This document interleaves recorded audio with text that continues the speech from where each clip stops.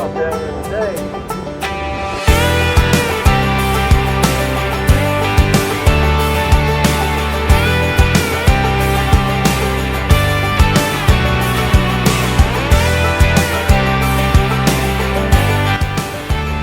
Good morning. Good morning. Ready to go on a road trip? Yeah. Where are we going? Georgia.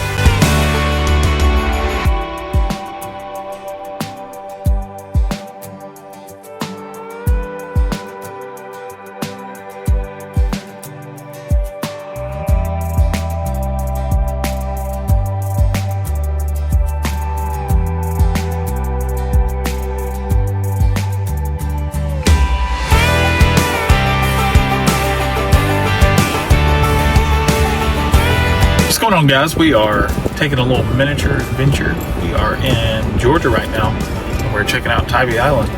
So let's go get a bite to eat and then go hang out on the beach and get some sunshine. All right.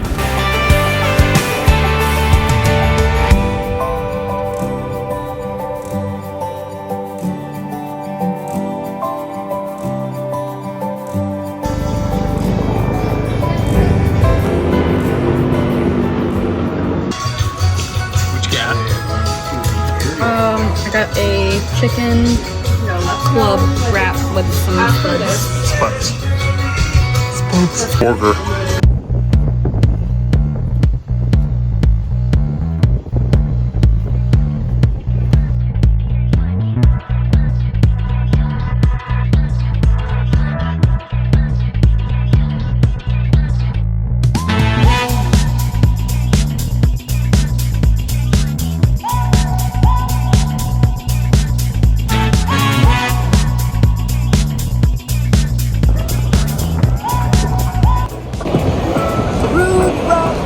Tybee Beach is beautiful, but it's just a little cold today. Little cold.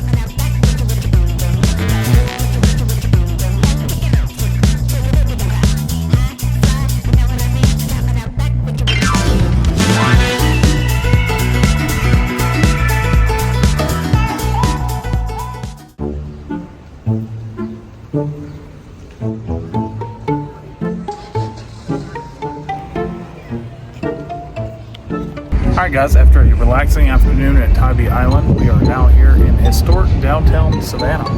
And tonight, we're going on a little ghost hunt. So we booked a little tour throughout Savannah. It is the Ghost City Pub Crawl.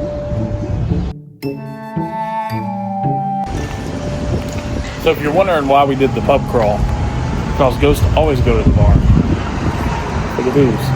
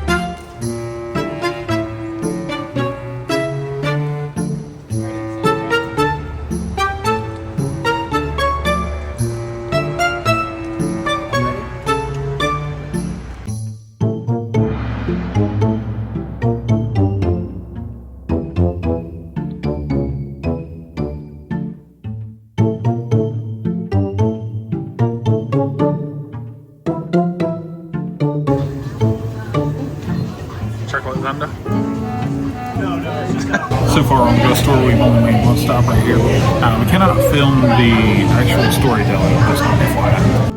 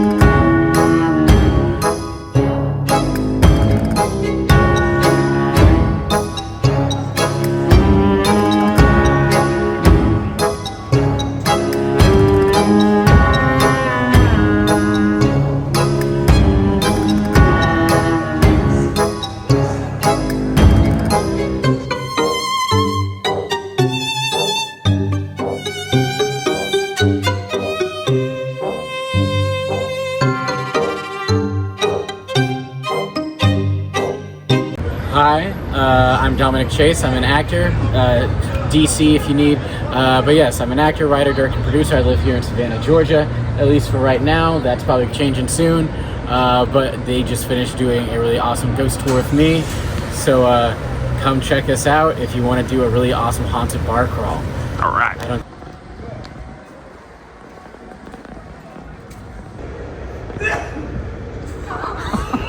After doing the pub crawl, we did not see one single spirit, but I am seeing double. See y'all tomorrow. Good guest. After a pub crawl, we woke up late.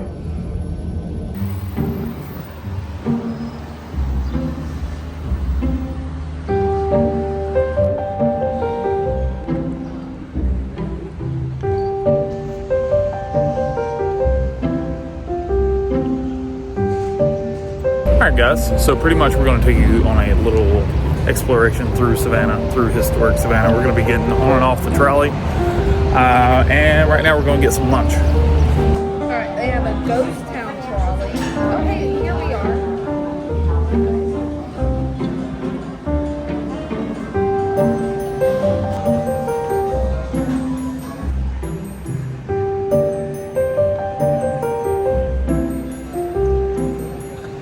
Got the Prohibition Museum on top and the Pirate Treasure Museum downstairs. Being seated, please keep all body parts and cell phones inside. Courtesy volume levels for your neighbors, and please refrain from the sun. With the feather floating down from the beginning of that popular Forrest Gump movie, landed into Chippewa Square, where Forrest was sitting on the bench of Orleans Square. Also, there is a little bit of beautiful.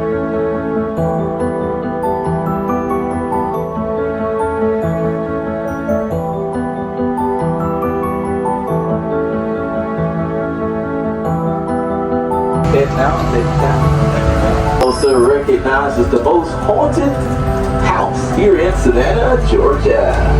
Located here at Madison Square, named in honor of the 4th President of America. Built a reputation of prosperity for early Savannah. That's why I really enjoy that one saying of Jones Street. You know, everybody heard of that one saying of Jones Street before, right? Keeping up with the... Absolutely. Great job, everyone. But welcome to Monterey Square, everyone, or what I like to often refer to it as the Square of Monterey. Been around since the year of 1847. Of course, the battle there at Monterey, Mexico. Museum today, Midnight in the Garden of Good and Evil movie was filmed here at the Mercer William home. There along the right side of us here. The beautiful, which Richard Kessler, he's also recognized as the co-founder, kicked off our annual St. Patrick's Day Parade celebrations.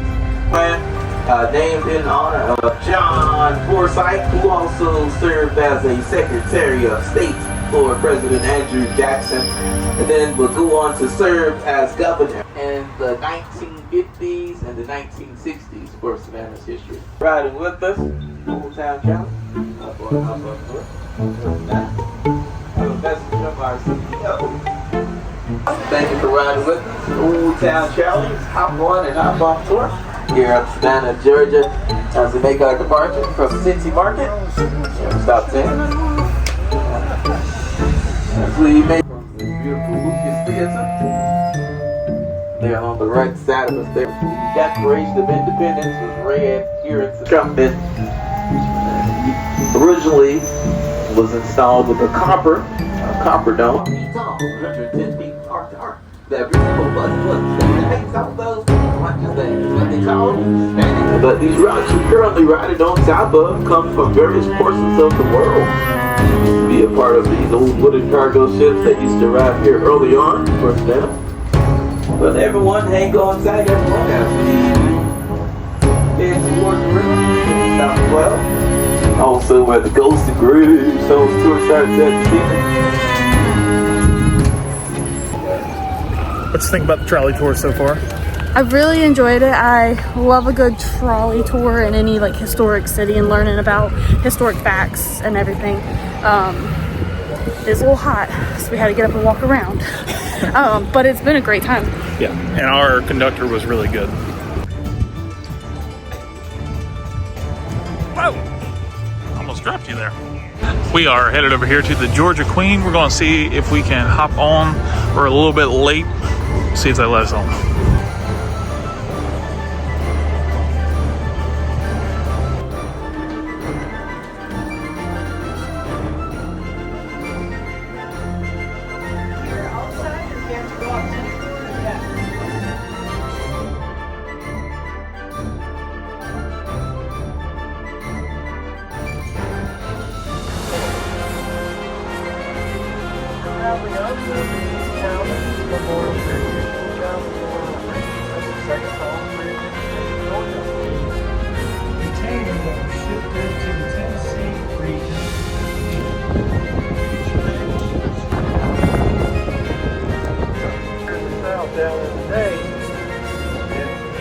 They call it the September and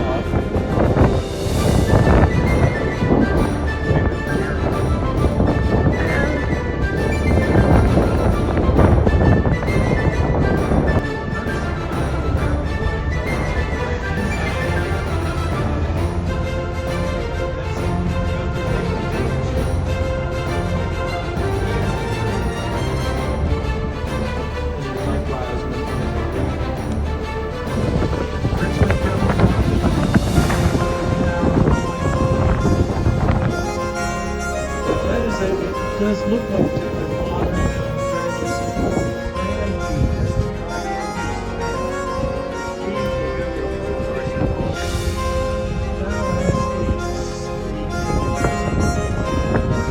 Soldiers the rest of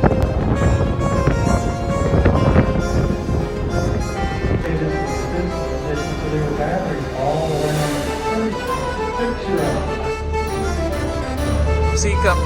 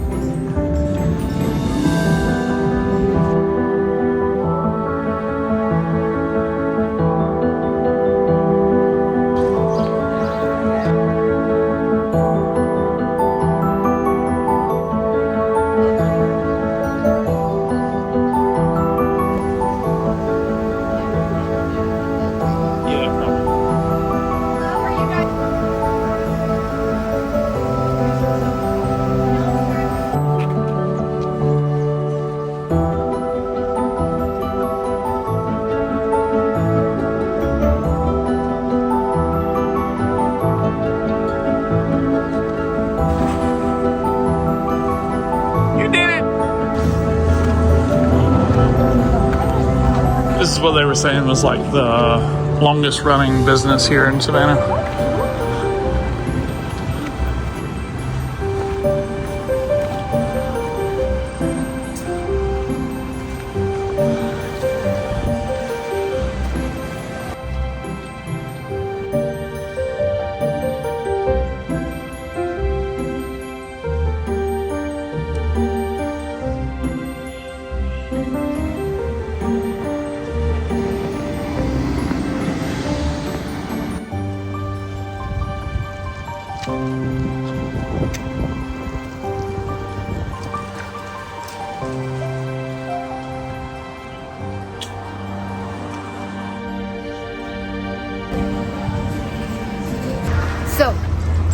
booked another ghost tour tonight. We're gonna do the Ghost and Gravestones, which is gonna be really fun. It's like a trolley ride for a ghost tour, but you actually get off and go into a couple houses. We think.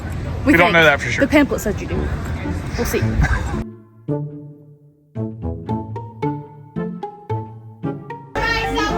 have Courtney, Destiny, Courtney, and Dee. Notorious serial killers. Ladies and gentlemen, our driver. Don't worry. She has a very good temper and a good lawyer. Of course, though, a close second is the Savannah River over to the left side of the trolley. I'm sure you guys have gotten a pretty good look at it over the course of the night, right? But actually, this entire stretch of River Street, it used to be used as the port of Georgia, full of ships, full of cotton and sundries, all from across the Atlantic. However, as the hot and humid summer of 1820 rolls around, the wealthy Savannians, they ran off to cooler climates. But for the normal folk, people that could not afford to do that, it was time to brace for fever season. Yeah, the Savannians knew what fever season meant. Pretty much a guaranteed death sentence if you were not lucky. Just so happens, a few hundred miles from the coast was a cargo ship carrying lumber, and it was making its way from Africa to Louisiana. Just so happens that lumber is infested with the eggs of the Aedes aegypti, which is just a certain type of mosquito that happens to be carrying the disease yellow fever. Yeah, and if the disease wasn't bad enough, the ship's captain actually opted to prioritizing profit over safety, because he knew that if word ever got out about that house, it's that great building with the hang blue shutters and a big old sign out front that says fire cells. Now, I am sure you guys are probably wondering, right? It sounds like a group of men, and almost sounds like these men are singing sea shanties. However, he assumes that this must be management coming to scold him for taking a prolonged break. So thinking on his feet, the waiter quickly presses himself up against the tunnel wall to hide. And as he's hiding, the voices only get closer and closer and closer until he sees 4 men pass by him, all dressed in sailor outfits, all the while carrying another unconscious man over their shoulder. They have right past that waiter and right through that pile of rubble. Of course, the waiter is terrified at seeing this. He runs right out of the tunnel and to his manager, where he would utter his 2-word notice: I quit.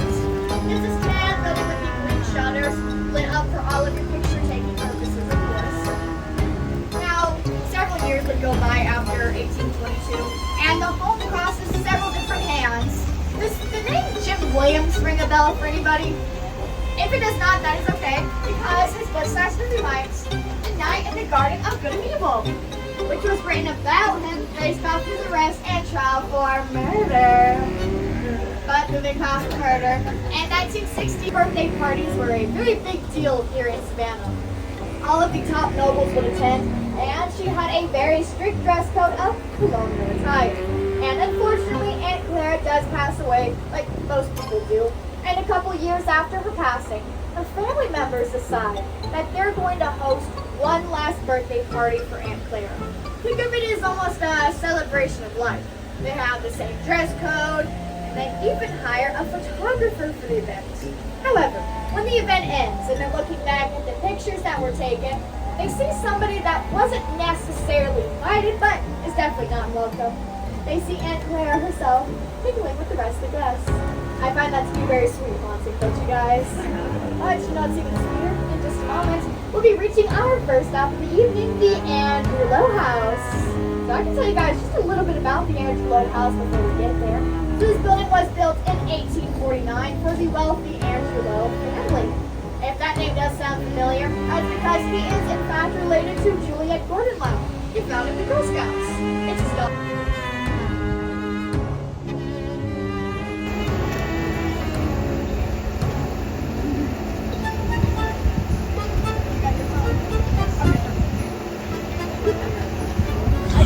You see that too, right?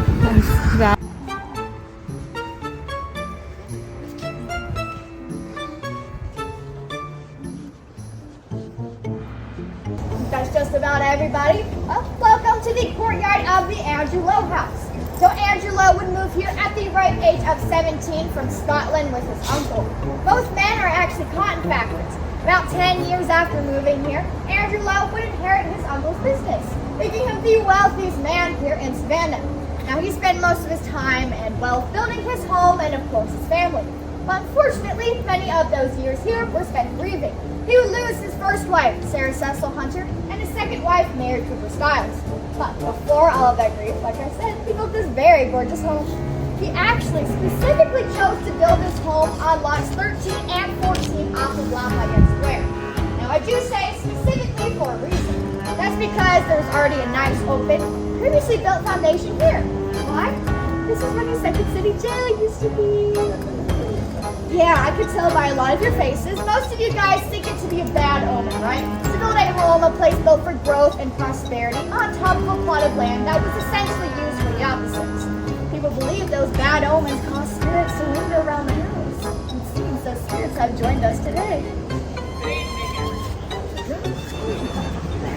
Good evening, everyone.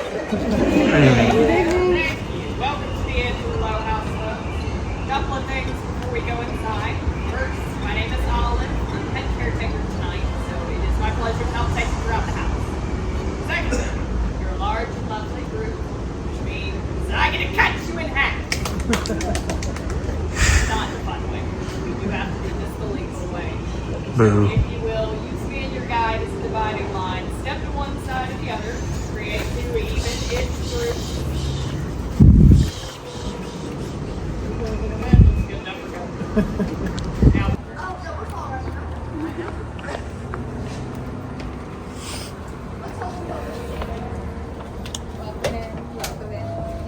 Thanks, you guys. Hold on to this camera. stairs, everyone.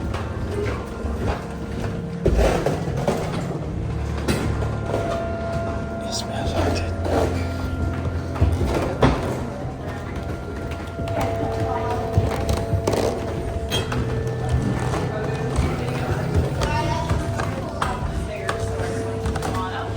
Now, I do need to ask who's guest.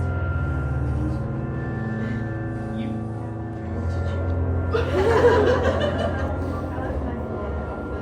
Oh, that's evil. Well, I'm not going to sacrifice your destiny. Now, welcome to the bedroom. That is the low bedroom. It's the marital bedroom of Andrew with his second wife, Mary. Of the deaths to occur in the house. June 17th, 1863, Mary, she tragically lost her life inside that room. She had suffered complications following childbirth, and her death seems to still have a grasp on the house today. Staff, they often report when June 17th approaches, they start having encounters. They'll start hearing heartbreaking cries of a woman coming from the room. They'll feel a heavy, suffocating pressure upon their chest when they're near it. And on occasion, they have witnessed an apparition, that of a lady in a blue dress, anxiously pacing. And we'll see downstairs that we are pretty sure that lady in blue is Mary. She's definitely known to favor the color. But on the topic of blue, the room in front of me here, that was the Stiles bedroom. It's named for Mary's mother, Eliza Stiles. After Mary passed, Eliza, she did move in to care for the grandchildren, but it was not her who is still in there. Instead, we do believe it's her husband, Mary's father. That's Colonel William Henry Stiles. He was a colonel during the Civil War. Towards the end, he fell ill on the battlefield. He was brought here to recover. He did not. In 1865, just 2 years after the death of his daughter, the colonel lost his final battle to pneumonia inside that bedroom. We don't believe he's left. The reason is many of the daytime staff, they'll report coming in early in the morning to set up, only to hear floorboards creaking and coughing coming from up here. Some folks have witnessed what they describe as a gaunt, thin image of a man, older gentleman, often seated in that blue rocking chair. And some of our guides have noticed the chair likes to turn from time to time, especially if it's been a busy night. By the end of it, it's facing the window, almost as if he got tired of the company, which is a harmless haunting. You can't really blame him on that front, but I can't say the same for the last one. It takes place in this back bedroom. That green room there is the Thackeray bedroom. It's named for author and friend of Andrew's, William Makepeace Thackeray. You guys can walk around while I talk, I promise I don't mind. Now, William Thackeray, he was most famous for authoring Vanity Fair. Nobody died in that room, so we are not sure why it seems to harbor some of the darker activity in the house. Several folks have had some uncomfortable encounters. A good example came from a former guide by the name of Camilla. She claimed to be spiritually sensitive, often said that she loved the ghostly activity, until she didn't. It's late one night, Camilla and some staff are closing. She's turning off the lights, and when she reaches that last bedroom, as soon as the light goes out, she hears guttural screaming in a man's voice from inside. She can't make out words, but she turns to run regardless. But she is pursued down that staircase by rapid following footsteps and heavy breathing chasing her. So she grabs the other staff and they book it to the courtyard to call management. Management arrives. Everyone was okay. It is good to point out we haven't had that happen since, but it's not been the only thing. Many folks do report an overall feeling of unease with that room. Some have caught some faces and figures and photos. So we do still have a few more moments up here. Rooms. So everything is a genuine antique. And for those curious about some of the original collection, one of my favorite pieces is in here. It's that gorgeous instrument against the wall. That is a piano forte. It's made to sound like a baby grand without taking up as much space, so it does have upright strings. It's one of only 3 of its kind in the world.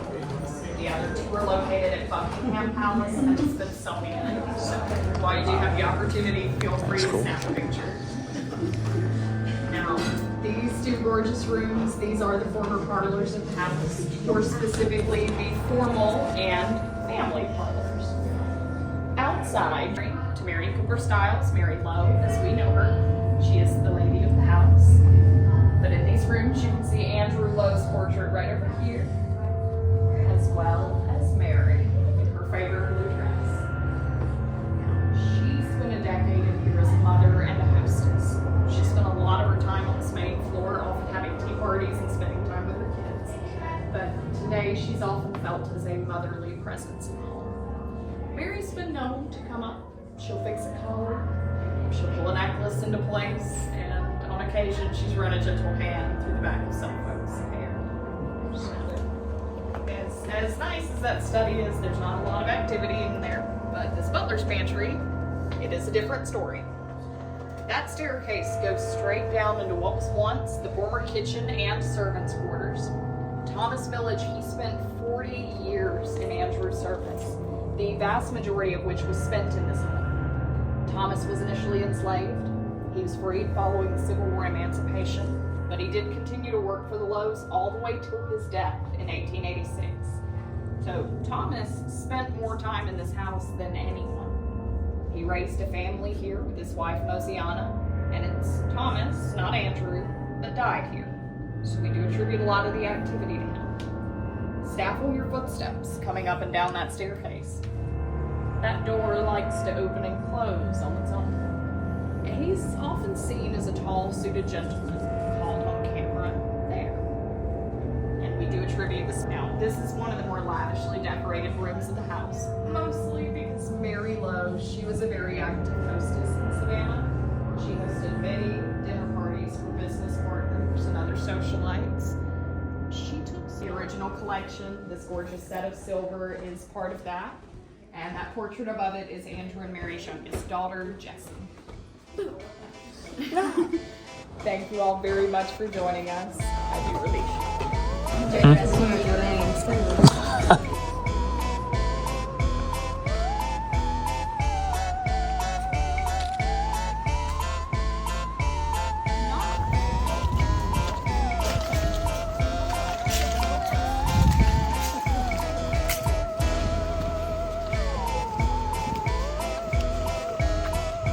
We'll have to review this footage.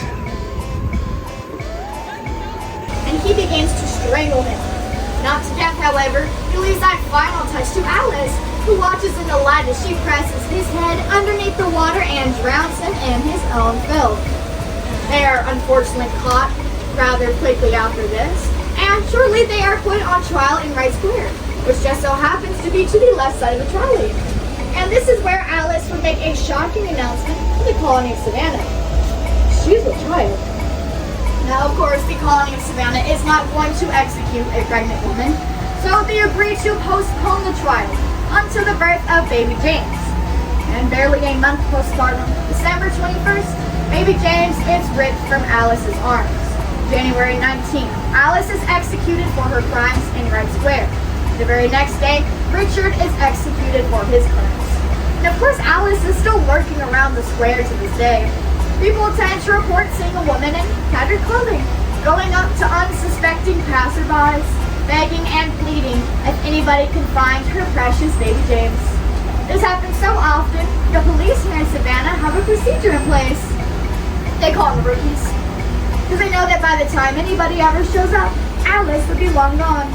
I do think it's very odd, though, that they turn this very sad haunting into a hazing ritual. Welcome to Savannah, I guess. Strangers into this dark and dingy building? Yes.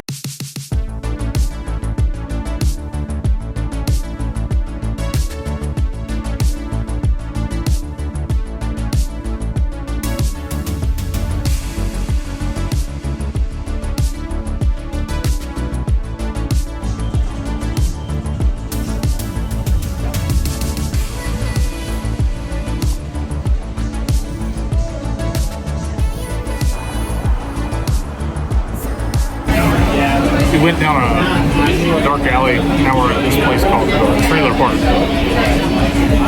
It's the only thing open for food at this hour of the night, which is 10 o'clock. Somebody's angry.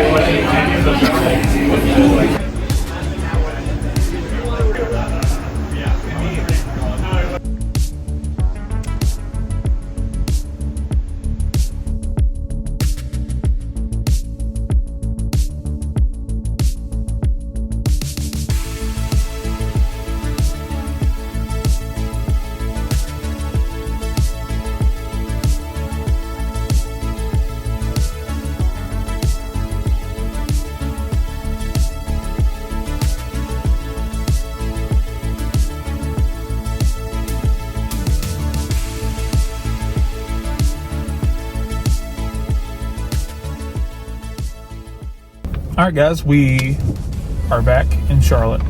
We had a great time in Savannah. What was your favorite thing about Savannah? I really love exploring historic towns. I just love the architecture of all the buildings and just seeing that. But I had a great time on the Ghost and Gravestone tour that we did last night. Yeah. That was a lot of fun. Mm-hmm. And surprisingly, I had a blast on the Georgia Queen boat, the big it wasn't a steamboat, but a big paddle boat. I had a good time there.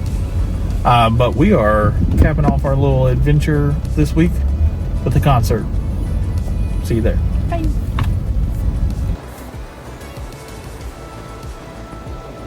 It's gonna be an adventure.